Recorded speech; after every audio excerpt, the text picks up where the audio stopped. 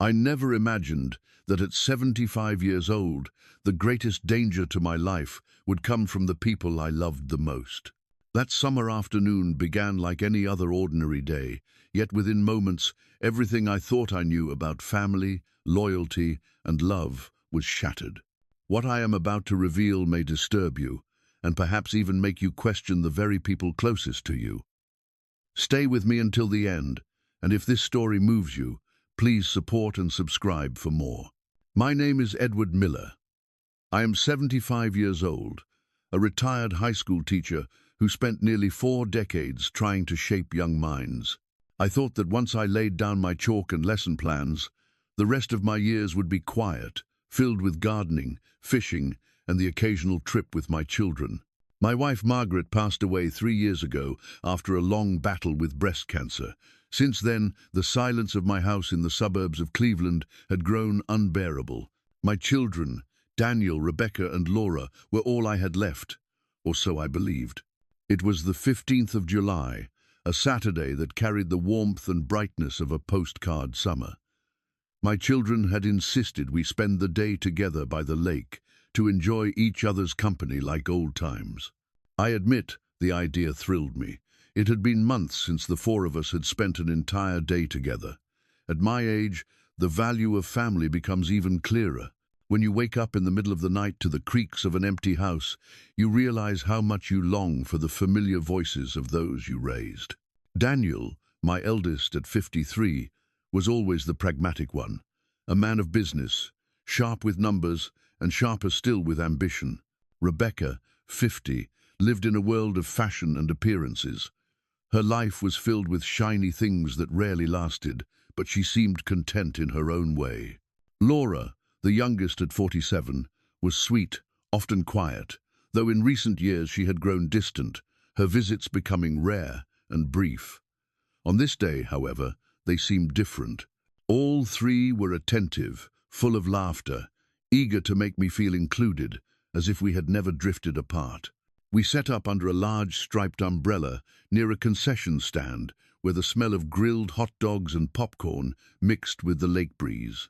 Children ran with inflatable rings, lovers walked hand in hand, and the sound of waves lapping against the shore seemed to compose a background symphony. For the first time in months, maybe years, I allowed myself to believe I still had a family, that perhaps Margaret had left me in capable hands. But then my phone buzzed. I rarely get messages anymore. At 75, most of my friends are gone or live quiet lives where technology isn't our first companion. The screen showed an unknown number. Normally I would have ignored it, but something inside me urged me to look. It was as if a whisper brushed against my ear, telling me to pay attention. The text read, "Leave quietly. Do not alert your children. Your life is in danger." At first, I thought it was some cruel prank. My hands trembled, yet I kept a straight face, not wanting Daniel or the others to notice. Their laughter suddenly sounded forced, as though each smile hid something I couldn't yet name. Before I could make sense of it, the phone buzzed again. "It's urgent. Your safety depends on it. I'm in the parking lot, red car, trust me." My heart pounded so fiercely I thought the others could hear it. I forced a smile and slowly rose from the chair. "I feel a little dizzy," I said, feigning weakness. "Perhaps too much Sunday. I'll take a short walk, clear my head."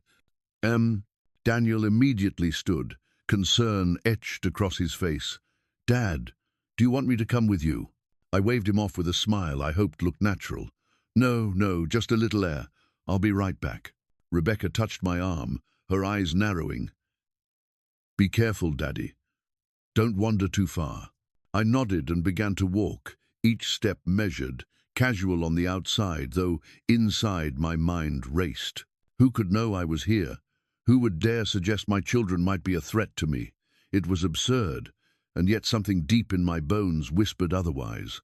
As I approached the parking lot, my gaze fell upon a red sedan. Standing beside it was a woman, mid-30s perhaps, with dark hair pulled into a neat ponytail. Her eyes were steady, but filled with urgency. When she saw me, she stepped forward quickly. "Mr. Miller," she whispered, her voice trembling, "thank you for coming." I know this must seem strange, but please listen to me. Your life is in danger." I blinked in disbelief. Recognition dawned. "Caroline?" I whispered. Caroline had been working for Daniel for nearly 8 years as a housekeeper. A single mother with a daughter of 9, she was dependable, respectful, never one to meddle in family affairs. Why would she be here now, warning me in such dramatic terms? "Please get in the car," she urged, her voice cracking with desperation. "I'll explain everything, but not here.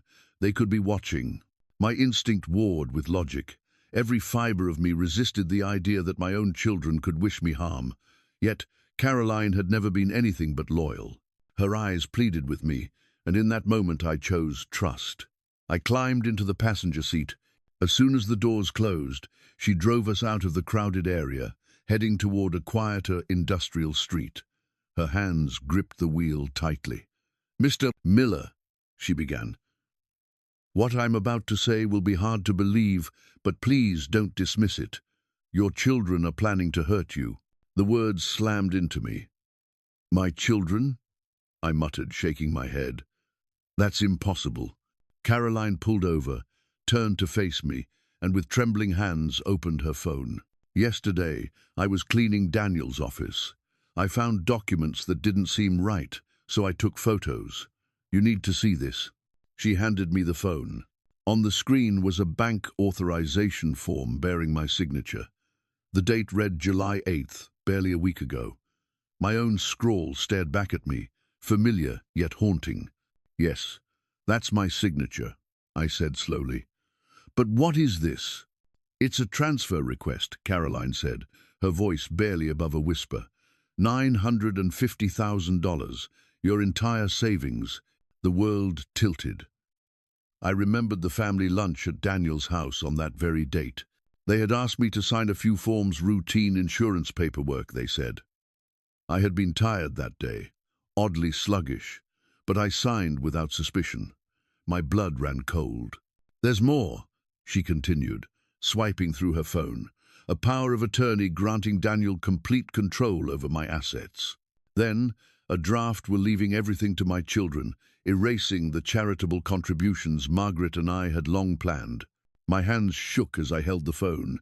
"This can't be real. I would never—" "Do you remember feeling strange that day?" she interrupted softly. "Drowsy, confused, as though something clouded your mind?" I froze. Yes, I had blamed it on the heat, maybe a glass of wine too many. But now the memory clawed at me with sinister clarity. "They drugged me," I whispered. Caroline nodded grimly. "I found a bottle in Daniel's kitchen, bromazepam, 6 milligrams, and another unlabeled vial. I think they used it on you." My throat tightened. The betrayal was unimaginable. My own children, my flesh and blood. "There's more," she said, her voice trembling. "I overheard Daniel on the phone last night. He owes a man $380,000. Dangerous people. He promised them he'd have the money in days. He mentioned your name, Mr. Miller." I felt as though the ground beneath me had crumbled. The children Margaret and I had raised with love, with sacrifice, had fallen into such darkness that my death had become a solution. Caroline reached out, placing her hand gently over mine. "I know this is unbearable, but I couldn't stay silent. I already went to the police. They are investigating. Inspector Thomas Grant is handling the case. He advised me to warn you discreetly today, so you wouldn't be trapped. They will need your statement." I leaned back, my breath shallow, my chest heavy with grief. How had things come to this? I had taught my children values, principles, kindness, and now, sitting in a parked car with a loyal housekeeper, I faced the truth. Those very children were plotting to end my life. The lake breeze, the laughter of families, the warmth of the summer sun, all of it seemed so far away now. I was standing at the edge of a nightmare, one I could not wake from. Caroline started the engine again and pulled into a side street lined with warehouses, away from the hum of the lakefront. I sat in silence, my mind a storm of disbelief and horror. The wheel of betrayal turned in my chest, grinding against every memory I had of Daniel's proud graduation day, Rebecca's first heartbreak, Laura's childhood piano recitals, How could those children, the ones I carried on my shoulders, the ones who ran into my arms after school, now plot to destroy me? She parked in an empty lot and turned to face me. Her eyes were wet but steady, as though she had already rehearsed this moment in her mind 100 times. "Mr. Miller, I need you to understand something. This isn't just about money, it's about survival. Your children are in over their heads with people you don't want to cross." I overheard names. Men from the darker parts of Cleveland. They mentioned someone called Miguel the Blade. The name alone made me shiver. Even in my quiet neighborhood, stories circulated of violent men who lent money at impossible rates, then collected it with fists, knives, and worse. "Last night," Caroline continued, "Daniel promised Miguel he'd have the money by Thursday. That's just 5 days from now. He said if you didn't cooperate, they had a plan B." "Plan B?" My voice cracked, dry as parchment. She looked down at her hands. "He said, an accident. Something natural for a man of your age. A fall, maybe. A heart attack. Something that wouldn't raise questions." The words hung heavy in the car, suffocating me. I thought of Margaret, how fiercely she had fought for life during her illness. How cruel that my own children, blessed with health and years ahead of them, would conspire to shorten mine. Caroline unlocked her phone again and showed me more photographs, extravagant receipts, a brand new luxury SUV in Daniel's name, jewelry worth tens of thousands charged to Rebecca, and to my disbelief, a down payment for a coastal condo under Laura's signature. I shook my head in disbelief. They can't afford this. Daniel earns maybe $70,000 a year. Rebecca's job barely keeps her afloat. And Laura, she works part-time. None of this makes sense. That's why they borrowed from men like Miguel," she whispered. "They signed contracts with brutal terms, 15% monthly interest, collateral clauses that included personal safety. I found copies hidden in Daniel's study. Mr. Miller, they aren't just careless. They're desperate." Her words pierced me, each one cutting deeper than the last. My children, drowning in luxuries they couldn't sustain, had reached for my hand not to hold it, but to drag me under with them. I stared at the dashboard, trying to calm the storm inside. "Why are you doing this, Caroline? You could have walked away. You owe me nothing." She looked at me with a firmness that surprised me. "You treated me with respect when no one else did. When my daughter was sick last year, you paid her hospital bills without me asking. I can't stand by and watch them destroy you. Some things matter more than a paycheck." Her words cracked something inside me. Gratitude mixed with grief, a bitter cocktail I could hardly swallow. "We need to go to the police," she urged. "Inspector Grant wants your statement. They'll test your blood, prove the drugs. But more than that, they need you to help them catch your children in the act." The idea of walking into a trap willingly, knowing my children wanted me dead, felt unbearable. But then again, what choice did I have? If I ran, if I hid, they would hunt me down. The debts were too heavy, the deadline too near. We drove to the precinct, a grey brick building that looked as weary as the city itself. Inside, the air smelled faintly of coffee and copier ink.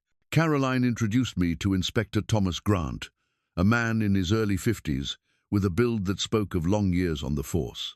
His eyes were sharp, not unkind, but searching as though he weighed truth and lies with a glance. "Mr. Miller," he said, extending a hand, "I'm sorry we're meeting under these circumstances. Miss Harper has been brave enough to come forward. What she's uncovered matches information we've been piecing together for weeks. They drew blood, clipped a lock of my hair, tested my reflexes."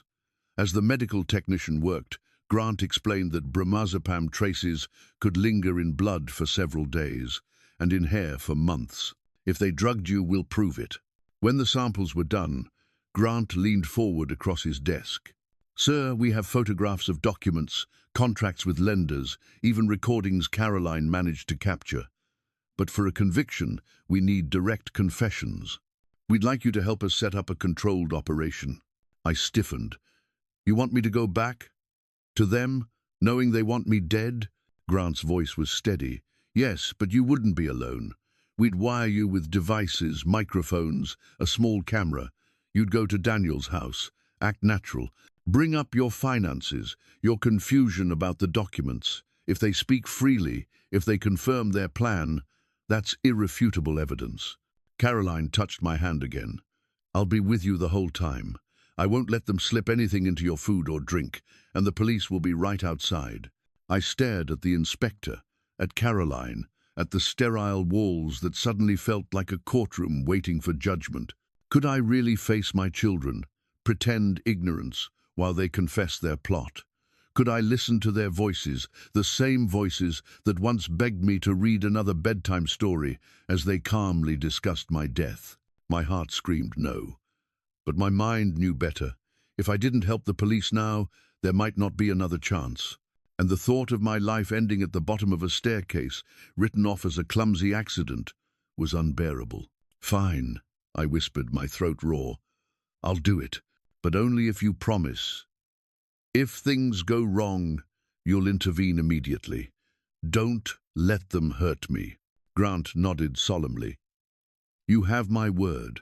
Your safety is our first priority. Caroline squeezed my hand. You're not alone, Mr. Miller, not anymore. As we left the precinct, I caught my reflection in the glass doors. My face looked older than ever, lines etched deeper by fear and grief. Yet behind the fear, a new fire flickered. For 75 years I had lived as a father, a husband, a teacher. Now, I had to become something else. Bait in a trap, yes, but also the man who would not let betrayal write the final chapter of his life. That night, as I lay in a police safe-house bed, the question pounded in my head like a drumbeat. How had my family, my own blood, come to this? And what would I do when I faced them, not as their father, but as the witness to their crimes? I barely slept that night. Every time I closed my eyes, memories of my children flickered like an old film reel, scratched and trembling. Only now the pictures were stained with doubt.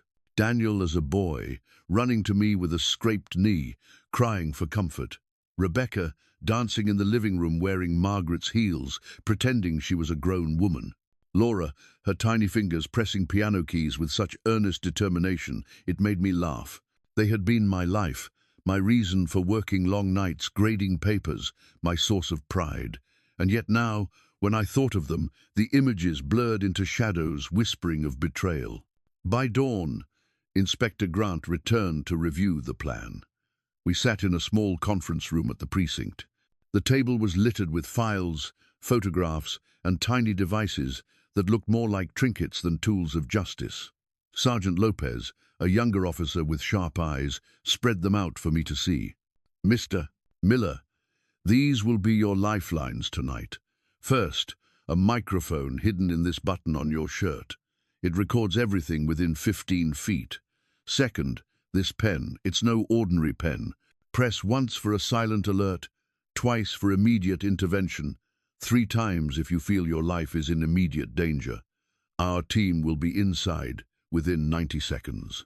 I held the pen in my hand, its weight oddly comforting. I had carried red pens for decades as a teacher, marking essays with corrections and encouragement. Now this pen would mark the difference between life and death. Lopez showed me a pair of glasses. Inside the frame is a micro camera. It will send a live feed back to our command center.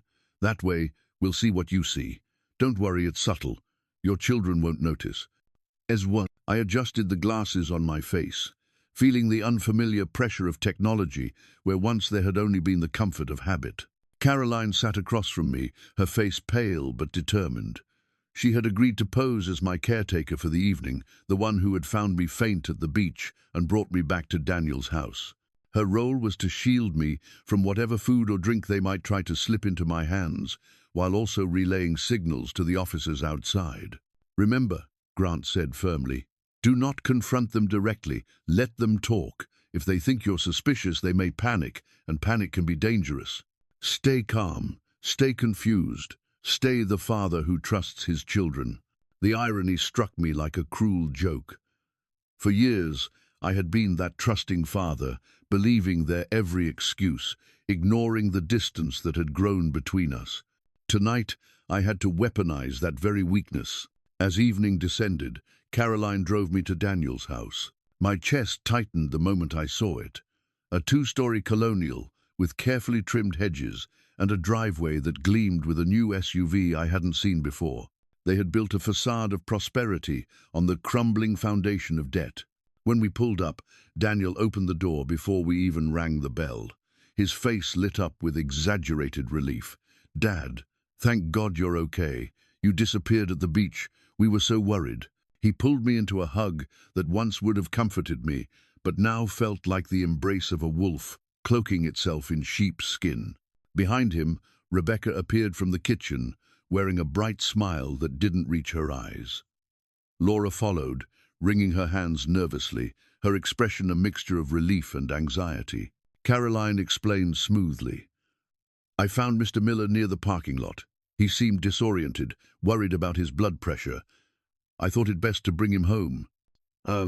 Rebecca fussed over me, guiding me to the couch. "Daddy, you scared us half to death.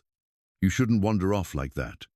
Her tone was affectionate, but underneath it I heard something sharp, something rehearsed.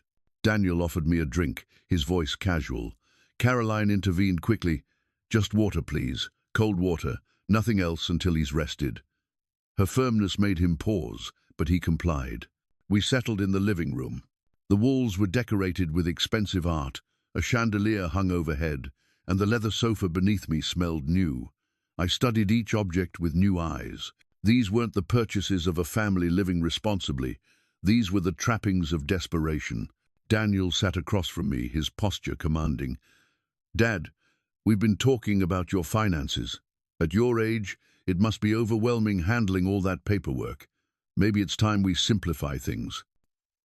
I adjusted my glasses, forcing my voice to quiver with uncertainty. "Well, I've been feeling confused lately.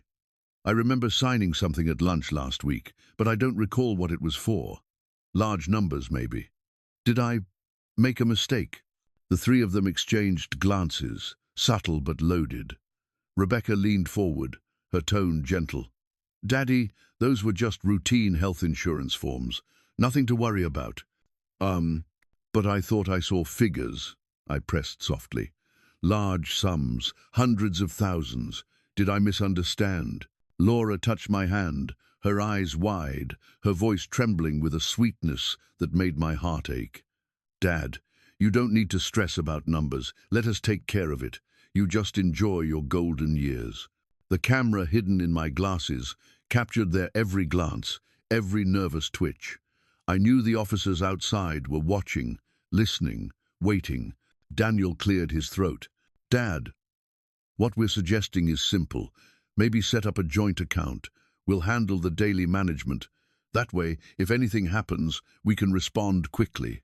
Medical bills, emergencies. You won't have to worry." I sipped my water, buying time. "And how much? How much would you need in such an account?" He exchanged another quick look with his sisters. "Most of it. That way you're fully covered." "Most of it?" My voice cracked deliberately. "You mean the 950,000? All of it?" Their faces blanched. Rebecca gasped softly, Laura froze, and Daniel's jaw tightened. He forced a smile. "Dad, how do you know that number?" I looked down at my trembling hands. "I checked my statements the other night. After our lunch, when I couldn't sleep, I saw movements I don't remember authorizing." The silence thickened, heavy as a storm cloud. Daniel stood and began pacing, his hands running through his hair. Rebecca fiddled with her bracelet, her knuckles white. Laura's eyes darted between her siblings, panic rising in her chest. "Dad," Daniel finally said, his voice low, "we need to be honest. We've had some financial setbacks. Investments, loans, nothing unusual, but the amounts grew larger than we expected." "How much?" I asked, my voice soft but steady. Rebecca whispered, "Hundreds of thousands." It tilted my head, feigning fragile confusion. 380,000, perhaps. The room froze. Daniel turned pale. Rebecca covered her mouth. Laura's lips trembled as she whispered, "How? How do you know that exact number?" I swallowed hard, my chest tight. "Because that's what I saw. Transfers, contracts with my name, my signature, but I don't remember." For a long moment, none of them spoke. The silence was louder than any scream. Then Daniel lowered himself into the chair, his voice breaking. "Dad, we didn't want it to be this way. But we're out of time. The man we owe money to, Miguel, he doesn't take excuses. He said if we don't pay by Thursday, he'll come after us. And then, after you." Rebecca began to cry, tears streaking down her makeup. Laura clutched her hands together, rocking slightly as if to comfort herself. Daniel looked straight into my eyes, his expression a mix of desperation and resolve. "Dad, we had no choice. If you didn't give us the money willingly, there was another way, an accident, something natural, a fall, a heart problem. At your age, no one would question it." The words shattered me, though I forced myself to remain calm. The microphone caught every syllable, the camera, every flicker of their expressions. My children, my own flesh and blood, had just confessed to planning my death. And yet I sat there, steady as stone, knowing that outside those walls, justice was waiting. I felt my heart hammering in my chest, but I held my face still. All those years as a teacher had taught me the power of control in a tense classroom now, that control was the only thing keeping me alive. Daniel sat across from me, his hands clasped, his eyes darting from mine to the floor. Rebecca's sobs were quiet but sharp, like the cry of a wounded animal. Laura stared at her lap, twisting her fingers, as if she could undo the reality they had just admitted aloud. I took a slow breath and let my shoulders sag, leaning into the role I had rehearsed with Inspector Grant.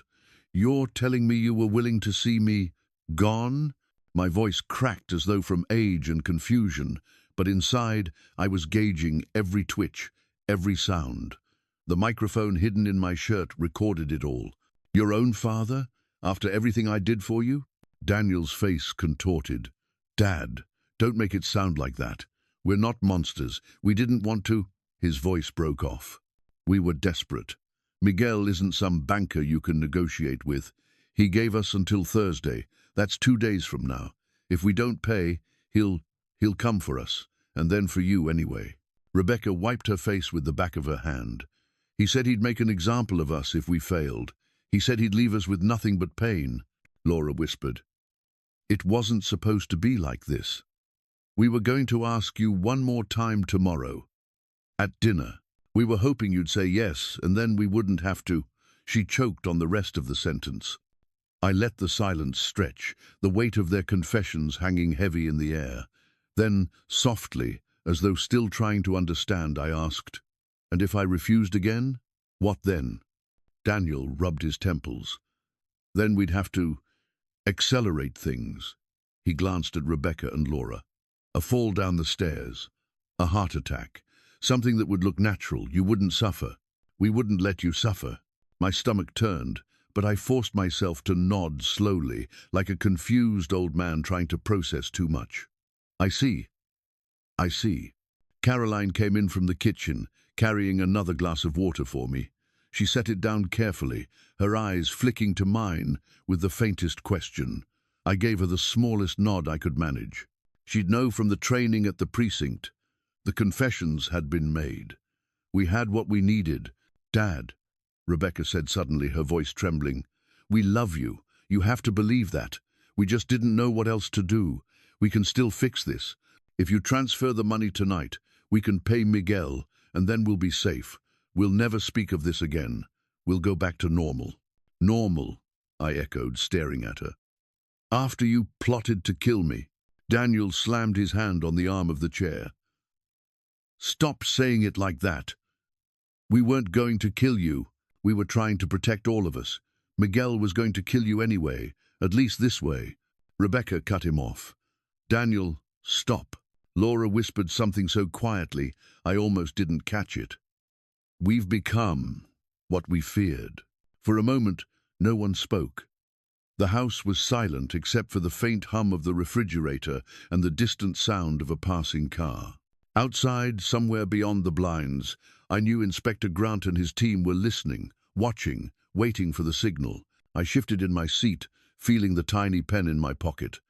The plan had been to get a clean confession, then give the alert. But something in the air had changed. Daniel's eyes were darker now, more calculating. Rebecca's tears had slowed, replaced by a strange focus. Laura was biting her lip, her eyes darting around the room like a cornered animal. "Dad," Daniel said slowly, leaning forward. "Why are you so calm?" He blinked at him. "Calm?" "Yes, calm. You're hearing your children say horrible things, and you're sitting there like a judge. That's not you. You should be crying, shouting, something." He glanced at Caroline. "And why is she here anyway? She found you at the beach. That's convenient." Rebecca's eyes flicked to the window.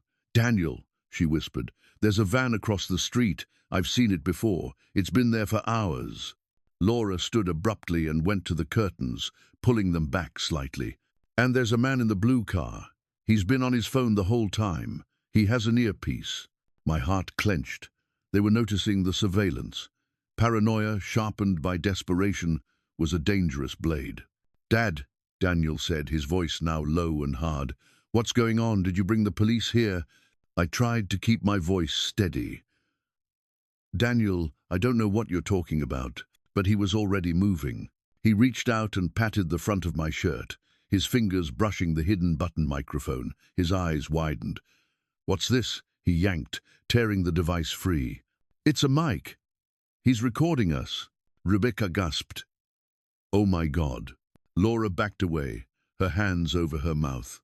Daniel's face twisted with rage and panic. "Dad, what have you done?" Caroline stepped forward, her hands raised. "Daniel, please." But before she could finish, Rebecca snatched my glasses off my face. She turned them over, saw the tiny camera, and hurled them onto the tile floor, shattering the lens. "They're watching us!" she cried. Laura spun toward Caroline, her eyes wild. "It was you. You warned him. You called them." Caroline backed toward the wall, her palms out. "Please, just calm down." Daniel's hands curled into fists. "We're dead. You've killed us, Dad. You've signed our death warrants." I pressed the pen in my pocket twice. The silent alarm went off. Outside, men and women in unmarked vehicles would be moving now, weapons ready. Rebecca's eyes filled with fury. "We should have done it sooner," she hissed.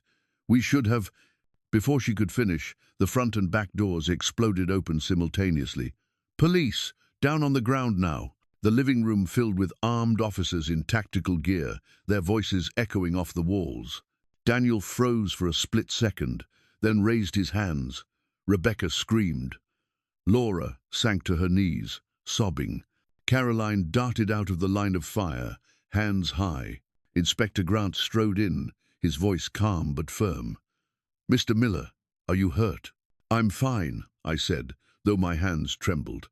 Two officers moved in and cuffed Daniel, pressing him to the floor. Rebecca resisted for a moment, then collapsed, crying. Laura barely moved, staring at nothing as the cuffs clicked around her wrists. "Dad!" Daniel shouted as they dragged him toward the door. "You betrayed us. We're your family." "You were my family," I said softly, "until you decided my money was worth more than my life." Rebecca's mascara ran down her cheeks. "We were scared. You don't understand. He would have killed us. And so you chose to kill me first," I replied, my voice breaking but firm. Laura looked up at me, her eyes empty. "We're still your children." I closed my eyes. "No, not anymore." Grant put a hand on my shoulder. "Mr. Miller, you're safe now. Miguel and 2 of his men are in custody as we speak. We have enough to dismantle his operation and convict your children." Caroline stepped closer, her face pale but resolute. "It's over." But as I watched my 3 children being led out the door, their heads bowed, something inside me cracked. Relief flooded me, but so did a hollow, aching grief. I had saved my life, but lost my family forever. The officers guided me outside into the cool night air. The street was lined with unmarked cars, their lights flashing silently. Neighbors peeked from behind curtains, eyes wide with curiosity. I stood there, clutching the pen that had saved me, and felt tears spill down my cheeks. 75 years of life, decades of sacrifice and teaching and love, and this was how it ended. Not with a quiet evening by the lake, but with handcuffs clinking around the wrists of my own children. Grant's voice was steady beside me. "We'll need your formal statement tomorrow. For tonight, we'll take you somewhere safe." I nodded numbly. Caroline touched my arm. "Mr. Miller, you're not alone." But as the police van doors slammed shut, separating my children from me forever, I felt the emptiness spread like ice in my chest. The night they were arrested, I thought the worst was behind me.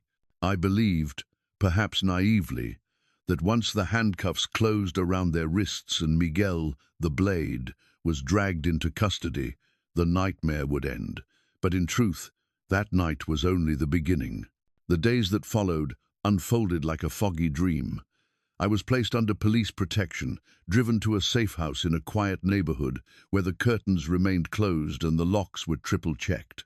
Caroline and her daughter Valerie were moved as well, for their safety. The officers reassured me that Miguel's network had been dismantled, that my life was no longer in immediate danger. And yet, every time the floorboards creaked at night, I found myself holding my breath, waiting for shadows that never came.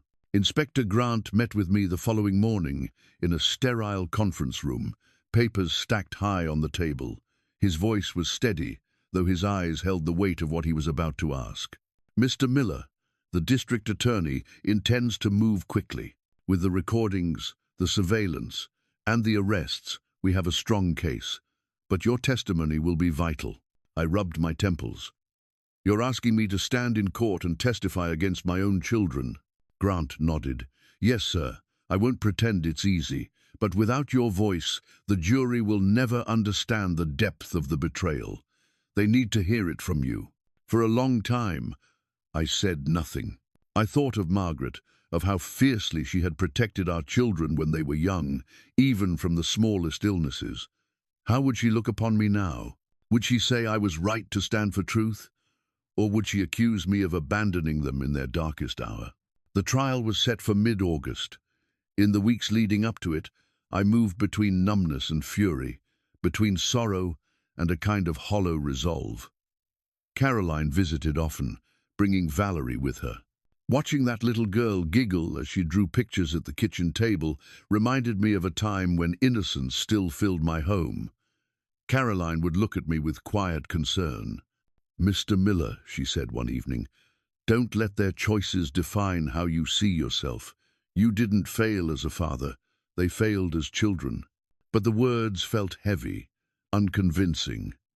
A father never stops asking where he went wrong.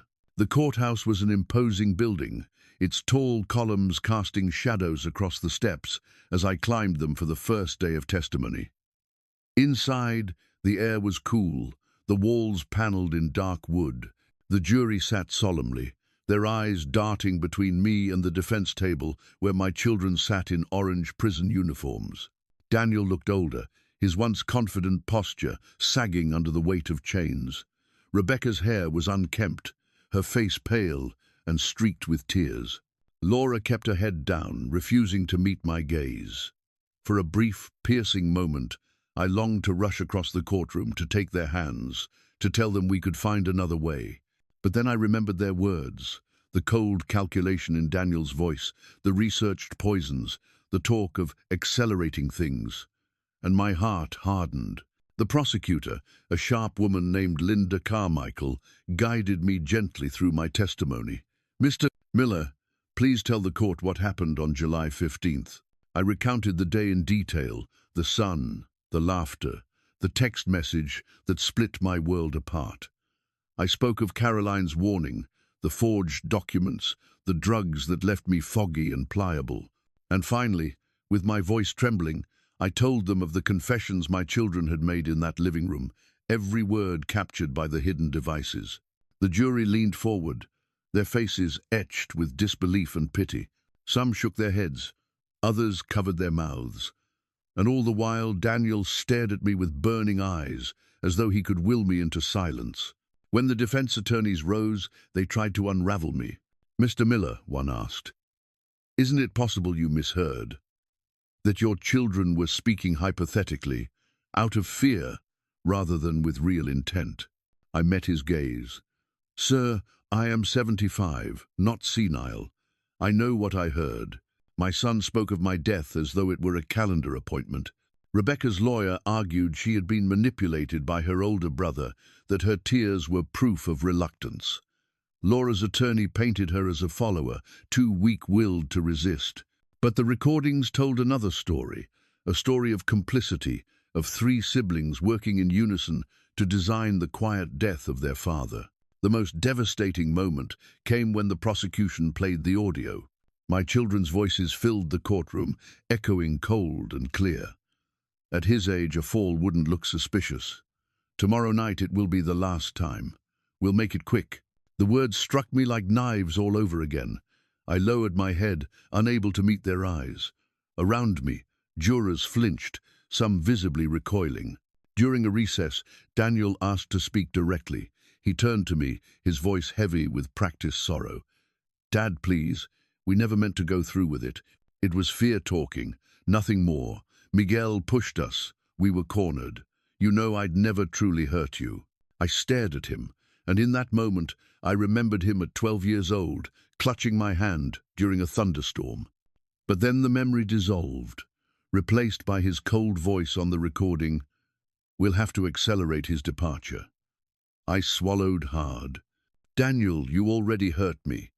You broke something that cannot be repaired." Rebecca tried next. "Daddy, you always said family forgives. You can forgive us, can't you? Please." Tears blurred my vision.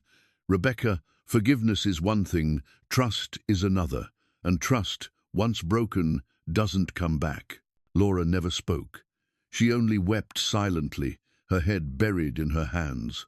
The trial lasted 3 weeks. Each day was another wound. Evidence piled high, the forged signatures, the bottles of drugs, the contracts with Miguel's men. Caroline testified bravely, recounting how she risked everything to warn me.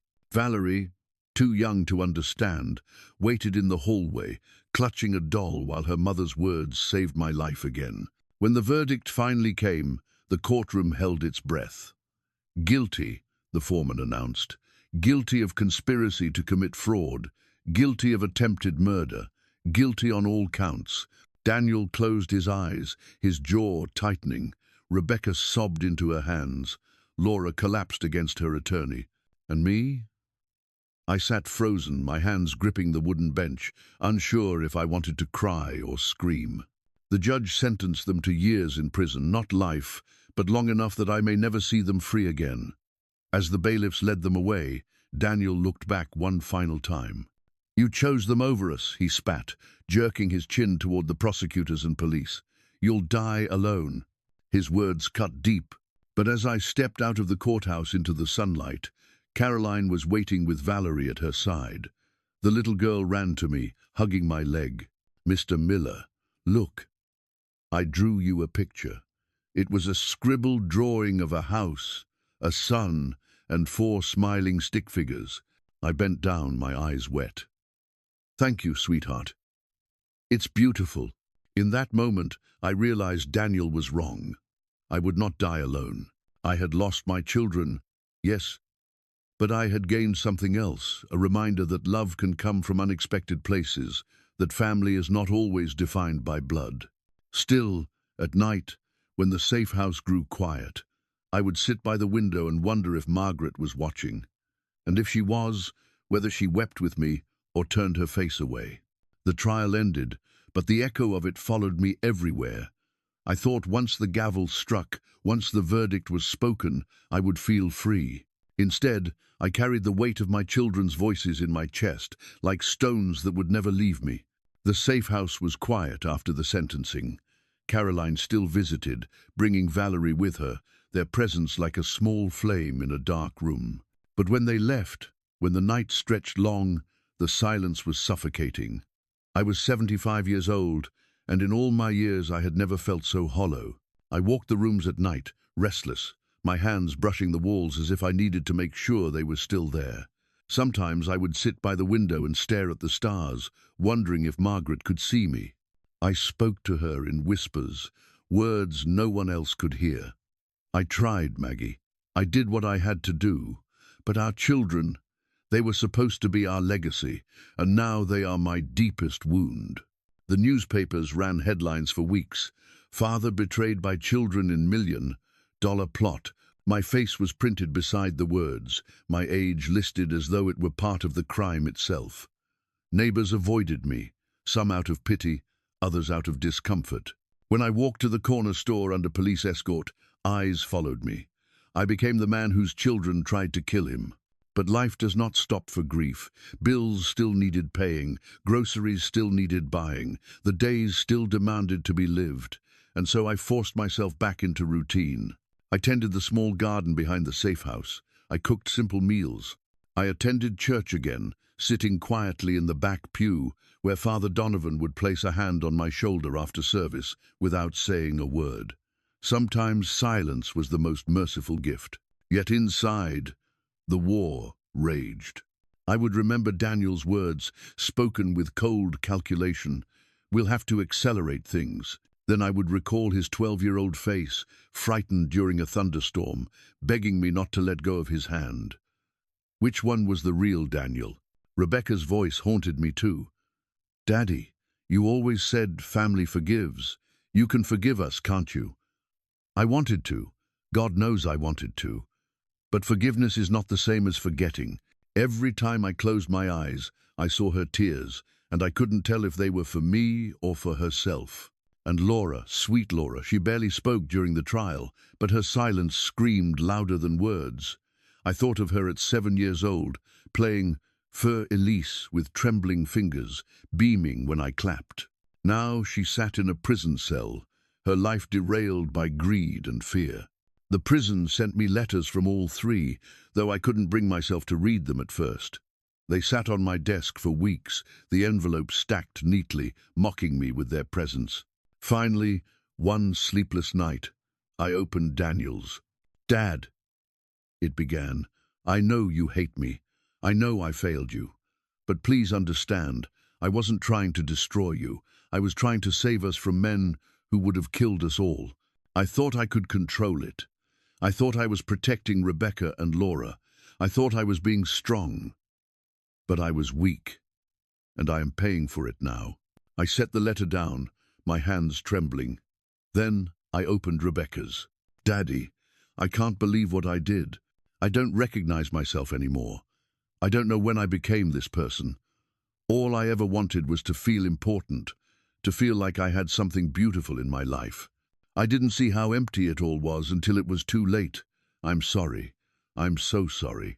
Finally, Laura's. Dad, I don't expect forgiveness. I don't deserve it. I followed when I should have resisted. I let fear guide me when love should have. I will live with that shame for the rest of my life. Leaf. I read them all, tears streaming down my face, blurring the ink until the words swam like rivers. And still, I did not know if I could forgive them. Weeks turned into months.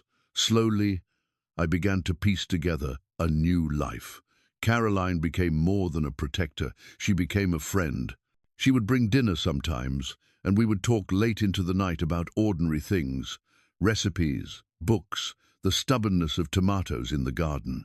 Valerie would run through the safe house yard, laughing, her joy a reminder that innocence still existed in the world. One evening, Caroline asked me quietly, "Do you ever think about visiting them?" "Your children?" I stared into my tea. "Every day, but I don't know if I have the strength. What would I say? That I love them still? That I hate them for what they tried to do? Both are true, and how do you speak when your heart is split in two?" She nodded, her eyes soft. "Maybe you don't need to have the words yet. Maybe just being there would be enough." I didn't answer, but that night I dreamed of Margaret again. She stood in the kitchen, her hair pulled back, her apron dusted with flour. She smiled at me the way she used to, that smile that always made the world feel bearable. "Edward," she whispered, "love them, even if it hurts, especially if it hurts." I woke with tears on my pillow. Weeks later, I finally asked Grant for permission to visit. The process was complicated, but eventually I found myself sitting in a sterile visitation room, the smell of disinfectant sharp in my nose. One by one, they came. Daniel first. His eyes were sunken, his frame thinner. He sat down across from me, the glass separating us. For a long time, neither of us spoke. Then he whispered, "Dad, I'm sorry." Rebecca came next. Her once polished beauty faded into plainness, but her eyes searching mine with desperation. "Daddy, please don't hate me." "No." Laura last, her voice barely audible. "I never stopped loving you. I left that day with my chest torn open, raw and bleeding. But I also left with a strange, fragile peace. They were criminals now, betrayers, but they were still mine. And perhaps, in some small way, still Margaret's too." As I walked out of the prison gates, the sun warm on my face, I realized something. My story was not about betrayal alone. It was about survival, about finding love in unexpected places, about the resilience of the human heart. I had lost nearly everything, but I was still alive. And as long as I was alive, there was still time. Time to heal, time to forgive, time to decide what kind of man I would be in the years I had left. When I look back on that summer, I still struggle to understand how my life turned so dark so quickly. At 75, I thought the hardest years were behind me. I thought my battles had been fought and my family was the shelter I could lean on. Instead, I discovered that betrayal can come from the hands you once trusted most. And yet, through that pain, I also learned something. I had nearly forgotten that life, even in its cruelest moments, still offers us chances to heal. I won't pretend it was easy. Losing the bond with my children tore at me in ways I still cannot fully explain. But I realized something important. My worth as a man, as a father, as a human being, is not defined by their mistakes. My value comes from the love I gave, the life I built, and the courage it took to survive when the people I trusted most turned against me. If you are listening to this, perhaps you too have felt betrayal. Maybe by family, maybe by friends, maybe by life itself. I want to tell you this. You are not the sum of what others tried to take from you. You are more. You are still here. You are still standing. And as long as you breathe, you still have time to rebuild, time to forgive if your heart allows it, time to find joy in places you never expected. I found mine in Caroline and her little girl, in the quiet peace of gardening, in the simple act of sitting in the sun with a cup of coffee. Healing doesn't come all at once. It comes in pieces, like shards of glass slowly rearranging themselves into something whole again. So I share my story not to make you pity me, but to remind you of your own strength. We are stronger than we think. We are worth more than the pain others inflict on us. If this story touched you, I hope you will stay with me, so that together we can continue to find light in the darkest of places. Subscribe, support, and let's keep walking this journey of healing, one story at a time.